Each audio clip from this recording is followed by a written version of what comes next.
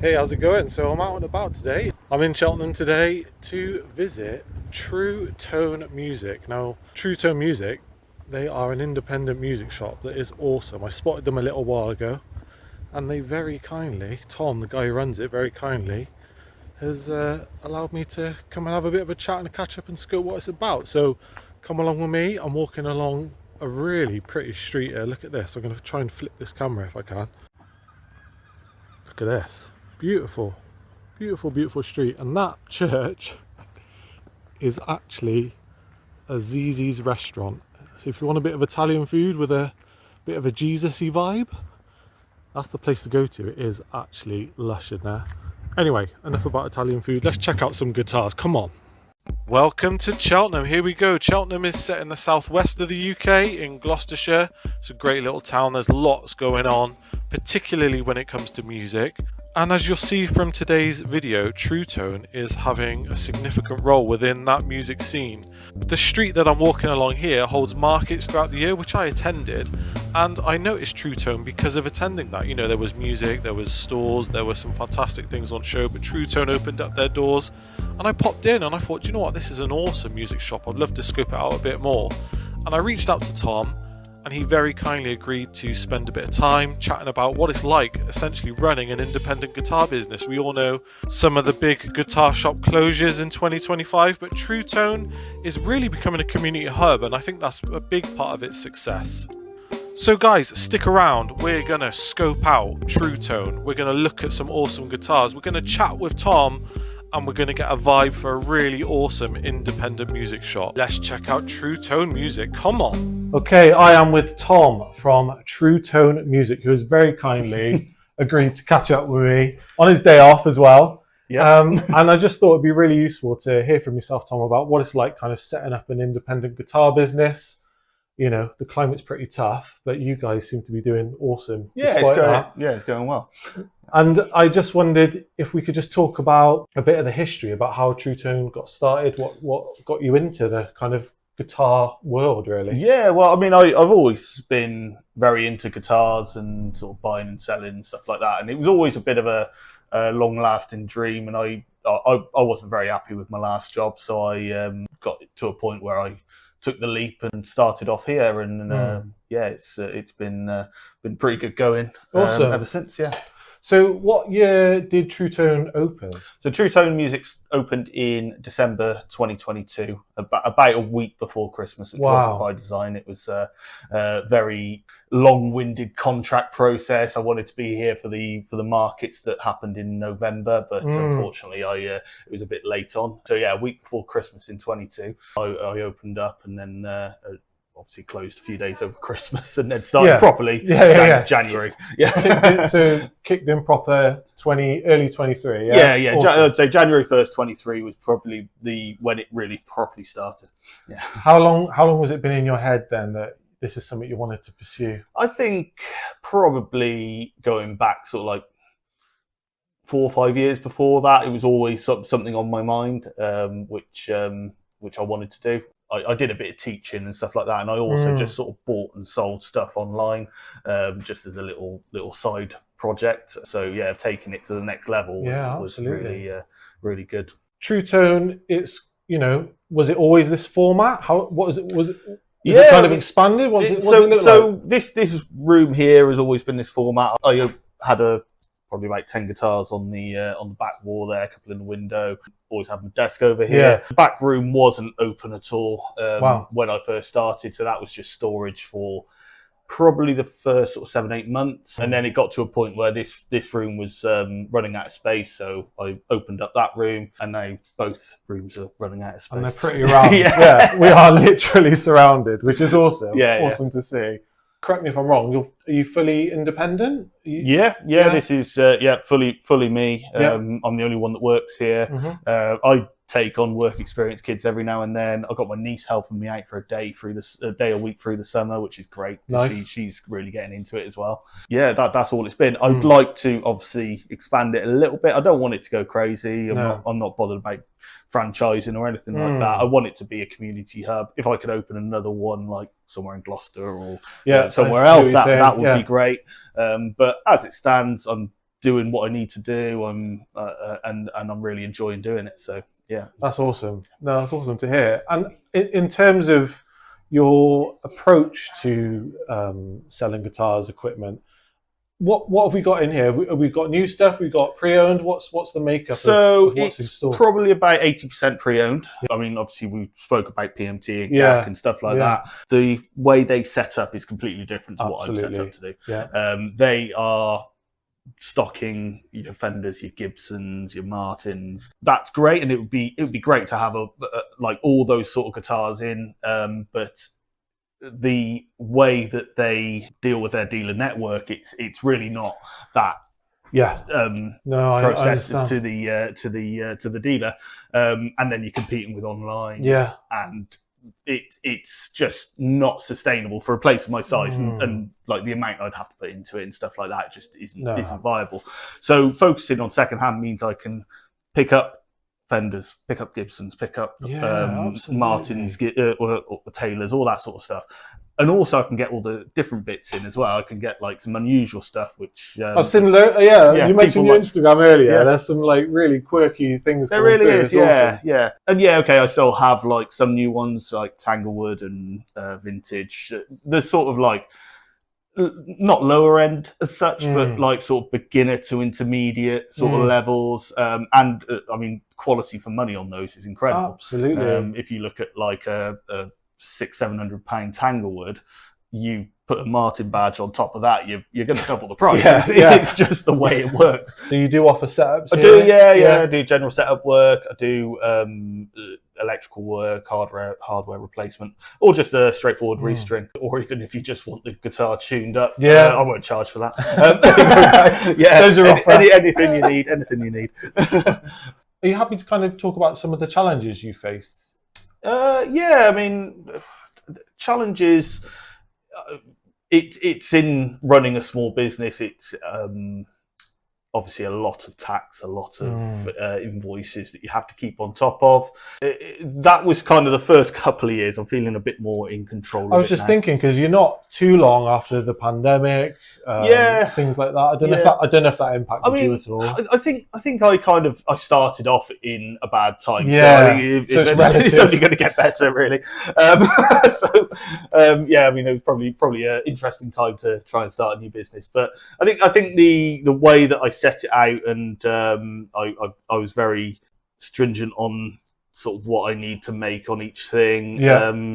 Prices have gone up a little bit, but not a great deal over the last couple of years. I'm just looking around. There's some awesome I'm not just saying this. There's some awesome deals to be had, and that's one thing I like. I like to keep things within market value and affordable for people. Like I see some guitars that are put up online, not by personal people, because you kind of understand that if someone's putting their own guitar up for way more than it's actually worth, it's because they love it and they need to get rid of it, and they're trying to get the best out of it. Fair enough. But when you see dealers, other guitar shops putting them up for those sort of prices, it's like, come on, mate. Come on. Let's just be sensible. Absolutely. I mean, I do try and keep everything in line. I'm keep an eye on the market as to when things are going up and down. I mean, luckily guitars don't really go down. We've seen a little bit of a dip over the last few months, but it's nothing dramatic. Like, hopefully that means you can get a good deal, and I can earn a little bit of money in the background as well. Keep things floating, keep things ticking along. Tom, what do you think makes a good guitar shop? What do you want people to feel when they come in here? I want them to feel comfortable. I mean, there's always been that sort of awkwardness about going into a guitar shop sometimes. If you don't think you are the best player, it doesn't matter. I get people who are insanely good guitarists, and I get people who are literally just starting off, or people who've played for 10 years and they've only really played a few chords and just learned a few songs. It doesn't matter. It really doesn't matter. Like, as long as you're enjoying playing the guitar. So being comfortable coming in, absolutely. And just sort of putting people at ease. And if they don't want me to watch, I'll just come in here and just do some work while they're having a mess around in the back. So like I think that's one thing that is very important. I remember going into certain guitar shops when I was younger, and it was like it's that sort of old school setup, and you go in and you're feeling quite tense. Not even a hello. Yeah, the old, the old man at the desk is saying, "No, don't touch that guitar." But yeah, I mean, obviously there's some lyrics I have to stick to. But most of the time I'm very, very welcoming for people to pick up any guitar they want and play, and as long as they're sensible with it. Yeah, absolutely. Yeah, no, that's fantastic to hear. So don't be afraid, guys. You come in, just don't break anything. All right. Obviously, we're in 2025. We've had some massive guitar news, particularly in terms of the dealership side of things. You know, with GAT, PMT. What is it? What is the importance in your mind of guitar shops? Why should people visit them? I guess. I mean, it's a hub for local musicians and just a great place for people to come and try the guitar. I mean, that's the most important thing, especially if you don't know what you're looking at. I mean, okay, it's easy enough for me to say I can go buy a guitar online because I kind of know what they are and I can fix them up and make them play better. But if you don't know all that sort of stuff, then you want to pick them up, you want to play them. And I mean, there's some guitars you could think like, I'll buy that guitar for £2,000, and you could get it delivered and go, oh, actually, I don't really like this. Absolutely. And then you could find a £500 guitar that you absolutely love. There is so much variation in what they're like, the sort of neck sizes, the sound that you get out of them. So yeah, having a place to try out secondhand guitars and meet other musicians and sort of get to know the local scene and stuff like that. The community aspect Absolutely, of it. That's it. Are you seeing that coming through now? Definitely, yeah. And since day one as well. I mean, I've made some very good friends out of doing all this, and I go to gigs all around Cheltenham, like to support the scene. Supporting young musicians coming up, and then like they're getting into bands and stuff like that, 100%. Which is really cool. Yeah, I don't think you can underestimate how vital that is, having that sense of community, particularly for the musicians, the scene. Yeah. This is part of the scene. It's not just a shop, is it? And that's, for me personally, that's one of the most important things about guitar shop. I'm just jumping in because the audio for the question at this point went a bit dodgy, but Tom is discussing his feelings on big name guitar brands from an independent guitar dealer's perspective. Personally, I think people like Fender and Gibson they're their own worst enemy at the moment, because there's so much good, cheaper stuff coming through, and if they're going to keep treating their dealer network like they do, then they're going to cause themselves some troubles, and it's only their name that they've got bouncing off of them then. Absolutely. So yeah, it certainly is going to be interesting. And on the ground, that is an issue, isn't it? If you talked about people coming in not knowing what even a guitar feels like to play, you know, those beginner musicians. Yeah. If they're coming in and seeing, you know, something that feels awesome, plays awesome, doesn't have a Gibson on the headstock, it then moves out of their psyche, doesn't it? Yeah, I mean, I talk a lot about Tanglewood, and primary part of that is because when I was growing up, my mum had a Tanglewood, which I would pick up and play every now and then, and I always thought it was a good guitar. So like, I obviously then got to know him a bit more, and I just feel that value for money, you can't really get much better than people like Tanglewood, Yamaha, vintage, stuff like that. Amazing stuff coming out, isn't there? All the time. Absolutely. Have you banned any songs from being played in the shops? Well, I've got a No Stairway to Heaven sign. Oh, literally that. That was a joke present from my sister for my birthday. But no, play anything that you feel comfortable. I think I've only heard one or two people play that song, but it's definitely not bad. It's fine. You can play it, guys. You can play it. So the way I discovered True Tone was I actually attended a market that occurs, I believe, every last Sunday of the month. Yeah. It's 6 times a year. Yeah. We had an extra one this year because we had to miss Christmas last year. But yeah, so basically, Suffolk's Market, they do one. The first one of the year is like the Jazz Festival. Nice. Absolutely manic for me. Great. I was going to say, but I think that was what was massive about you becoming a draw to the music scene, because I come here to look at like nice cakes and and stuff like that, and because you talked a lot about community, you've obviously felt like being a part of that is important. Absolutely. I absolutely love being part of it. It's I mean, it's not just the market side of it. Everyone's very, very helpful to each other. Those like WhatsApp group, email chain, all that sort of stuff. I'm actually they appointed me without me knowing as the entertainment manager. Yeah. Really? So okay. yeah, so there's like a little stage that we set up on the corner. Not everyone, but like every other one. We get a few of the sort of young acts and maybe one or two slightly more advanced people as well playing. So you booking that stage? Yeah. Fair play, man. So promoter and guitar shop runner, So it's a great way. I mean, I've had people playing out here as well. Generally, I'll see them playing out here, and then if they impress me, they can go on the stage. We'll pay them a little bit of money through the thing, which is great. And but that's how that cyclical nature of the scene works, isn't it? Like you actively being a part of that, it works for you, it works for the artist, creates a bit of a buzz in the environment. Sounds awesome. And like now you got people like Andy from Audio Junk Food, Joe at the Frog and Fiddle. They're very much in that sort of mindset as well of pushing people from the younger categories into the sort of mainstream Cheltenham scene. In fact, Andy booked a young girl who I taught. I was her first guitar teacher. Wow. And he's now just booked her to play at the Two Pigs in one of their outside events. Amazing. It is really cool when you... How does it feel when you see like that progression? I've great. taught you your first chord. It's brilliant. It's really humbling. We're in Cheltenham. We're in an awesome setting. How can people kind of get in touch? What's the best way to reach out? Or... So, I mean, there's many ways. I mean, all my social media channels I control myself. So you can on Facebook and Instagram. My niece wants me to do TikTok as well. So oh God, who knows? I'll leave her in charge of that. Then I've got my website, true-tone.co.uk. It's got the landline. It's got my mobile. It's got my email address. It's also got a contact me section, so you can just go straight through there, go straight to my email. All the ways are available. Or just pop in. Definitely check out the Instagram. Loads of updates on because like you said, a lot of the stock moves through quite quickly. It really does.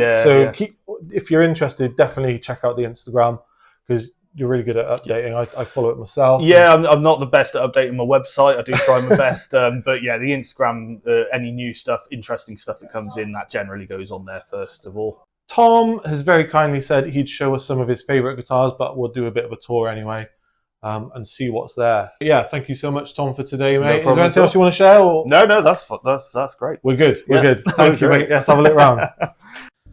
And in a minute, we're going to be looking at some awesome guitars. But right now, I just want to finish up the tour of True Tone Music. Some amazing guitars they have in stock. They've got a great selection of amps, accessories, really, really cool setup. You know, it's not the biggest of places, as you can see, but absolutely full of awesome stuff. Well worth a look. But now, let's check out some top guitar picks in True Tone Music. Let's go! Okay, so Tom is very kindly going to show us some of his personal favourites and maybe some that customers are kind of drawn to. So yeah, what are you going for first? So I mean, the hollow body market is quite buoyant at the moment. Certain Mancunian brothers have helped us out with that one.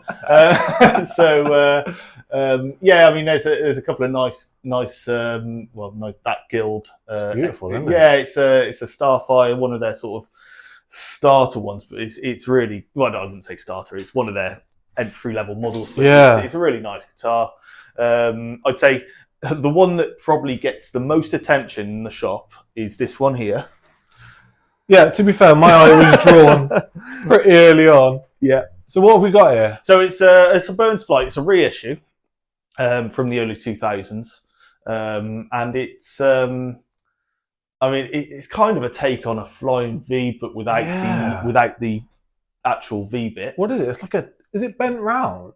Yeah, it's like a little bend, and it's actually probably a little bit easier to hold than a Flying V, especially if you're sat down, because it's got the little lip for your leg. Yeah, I was going to say this. Yeah, you can actually sit down with it. Yeah, it's commonly referred to as the Star Wars guitar. Yeah. Okay. Yeah, I can see that. Yeah. One I just bought in recently, which I'm loving this, but there's and it has had a little bit of attention already. It's one that I do need to do quite a bit of work to. So this is a 1988 Gibson SG double 90 verdigris is what it's called. That's beautiful. It's got some really nice sort of lacquer cracking on the body there. Oh yeah, I can get it. Amazing. Yeah. That actually looks amazing. I like and the angled. It's got through body, which is very unusual for an SG. And they actually did one of these with a Floyd Rose style floating bridge. Oh, did they? Yeah, it's really bizarre.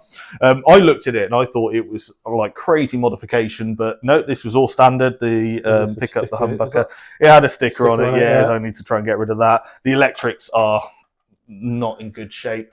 It's had a headstock repair. It's standard. To be fair, it's solid. These strings that are on it are incredibly heavy. I've loosened it off to try and straighten the neck a little bit, but it's what year was that one, did you say, sorry? 1988. 88, wow. So I mean these this is the sort of thing I like to try and get in, because this would probably be in good condition about £1,500 to £1,800 retail. It's probably going to be no more than £700-800. Jeez, getting a bargain, mate. Get it quick, guys. Absolutely, that is amazing. Once I've done the work, I give me a bit of time. I got to say, I hope it comes across in camera, but in person, that actually looks amazing. It's cool, yeah, and it'll look a lot better. I mean, I'm an SG fan, so I'm definitely biased on that front. Yeah. Obviously, we talked about Tanglewood earlier. Yes. So these are kind of the entry point of Tanglewood. Really good quality guitars. I mean, you can't go wrong for £130. You cannot go wrong. It's got. I mean, and even it's got great little tone. Nice big rounded tone. Sounds amazing, yeah. Like if you're starting out, God, I don't know what you started on, Tom, but my first guitar was not like that. Mine was an Encore Strat from Argos. There we go. Amazing. And look at some of this, man. So, what in terms of people walking in? Then you mentioned that. What else are people kind of? So what else sticks out? These ones here, which are made by a friend of mine and his dad. So Munson guitars. Yes, I've got a couple of vids on these. Yeah, really solid quality guitars. These are all English woods. Really good quality hardware pickups, colour on this and it's all handmade. I mean, it's just beautiful. Yeah, and these sort of like because they concentrate on showing the grain of the wood, and then just sort of coating it over so you can still see it. Like these just catch people's eyes. Absolutely. Like when they walk in, they just love the look of it. I think when I first walked in here, someone I was with straight away was like, yeah, absolutely. Can I have a go with that? Yeah, amazing. That's fantastic, Tom. Thank you, mate. No worries. For sharing. I mean, for me, I'll go with this is my personal thing. So straight away, I'd be going here. Yeah, that's a great guitar. Straight away. What year is this one? So that is going to be 2013, I believe, off the top of my head. It's one of the it would be 2013 because it was Les Paul 2016. 2016, yeah. It was Les Paul's 100th birthday anniversary models that they did. Right. It can be a little bit confusing. A lot of people wonder why it's got Les Paul written on the headstock of an SG, but yeah, that's why. Just the colour is amazing, it's really nice, isn't it? They did these as a special for those ones, and it's got the brushed chrome hardware, like the sort of matted chrome, should I say. In person, this just looks awesome. Looks awesome, yeah, and it's a great guitar. It's got the the G-Force tuners, which are it's like hit or miss, like whether you like them or not. Easily changed. Stick it in the comments, guys. Yay or nay? Yeah, I'm a nay. I took them off my SG. You can do that also. All right, don't let it put you off, guys.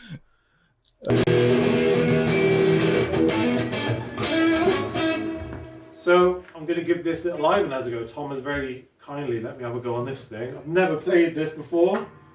There's a few strats here, but we'll go Ibanez.